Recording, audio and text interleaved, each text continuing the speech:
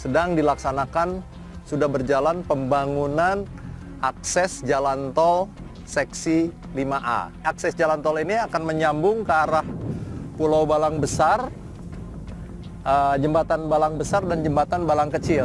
Kita lihat ya, akses tolnya itu lihat. Ini kelihatan batching plan untuk menyiapkan beton. Sementara kalau kita lihat bangunan-bangunan pekerjaan yang terjadi itu adalah clearing, galian untuk membentuk badan jalan. Ya, ini dengan lebar kurang lebih 100 meter. Ini panjangnya kurang lebih 6 km, 6,3 km sampai ke arah intersectionnya sekitar 6,3 ya, 6,3 kilo kita ketemu nanti intersection.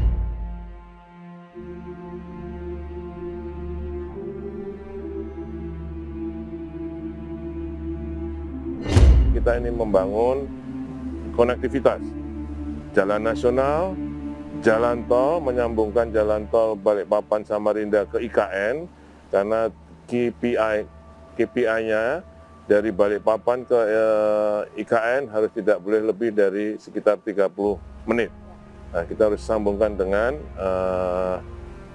jalan tol. Persiapan dan juga pembangunan infrastruktur jalan juga sudah dimulai, utamanya yang jalan tol dari IKN ke Balikpapan. Saya kira ini progres yang baik. Indonesia merupakan negara yang besar, baik dari segi luas wilayah maupun jumlah penduduk. Otomatis negeri ini mempunyai segudang masalah yang harus segera dicarikan solusinya demi kemajuan bangsa. Bertahun-tahun sejak merdeka, pusat perekonomian hanya ada di Pulau Jawa. Hingga saat ini, Pulau Jawa sudah memiliki 156 juta penduduk dengan daya dukung ruang terbatas. Maka dengan adanya IKN Nusantara, diharapkan bisa membuat pemerataan penduduk tercipta secara produktif.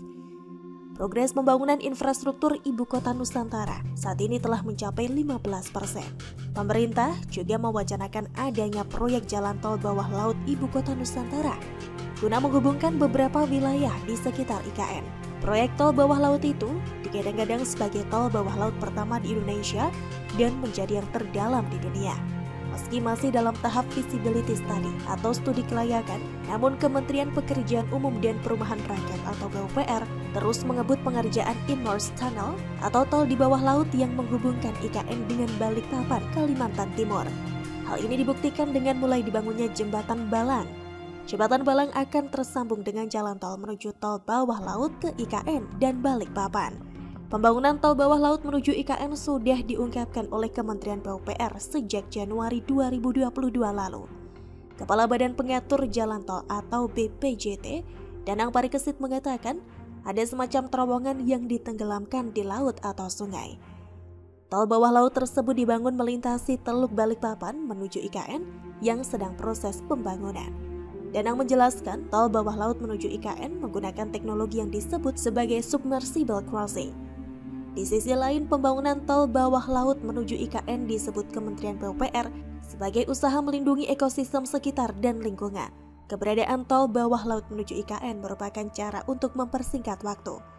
Tidak hanya itu, perjalanan menuju IKN menjadi semakin mudah dengan dibangunnya infrastruktur tersebut. Dibangunnya tol bawah laut menuju IKN diklaim Kementerian PUPR sebagai proyek yang terdalam di dunia. Menteri PUPR Basuki Hadi Mulyono mengatakan, panjang dari tol bawah laut menuju IKN mencapai 1,5 km. Nantinya jalan tol ini akan mengadopsi teknologi yang dipakai Korea Selatan, yaitu Immersed Tunnel, bukan terowongan di bawah laut. Kalau terowongan membuat lubang, kalau Immersed Tunnel seperti dibuat di darat terus dicemplungin atau ditenggelamkan dan terdalam di dunia. Kendati begitu, Basuki tidak membeberkan berapa kedalaman tol bawah laut yang akan dibangun menuju IKN. Namun, ia menyampaikan bahwa pembangunan proyek itu dimulai pada tahun ini setelah melalui proses lelang atau tender. Presiden Jokowi telah mempersiapkan secara matang tentang pemindahan ibu kota baru. Presiden Jokowi sudah mulai merintis menitipkan mahakarya IKN Nusantara kepada para calon penggantinya sebagai pemimpin Indonesia. Proses pemindahan ibu kota negara akan berjalan lancar jika didukung oleh pemimpin daerah seluruh Indonesia. Oleh karena itu, Presiden selanjutnya harus punya komitmen kuat untuk membangun IKN sesuai dengan niat dan semangat para pendirinya.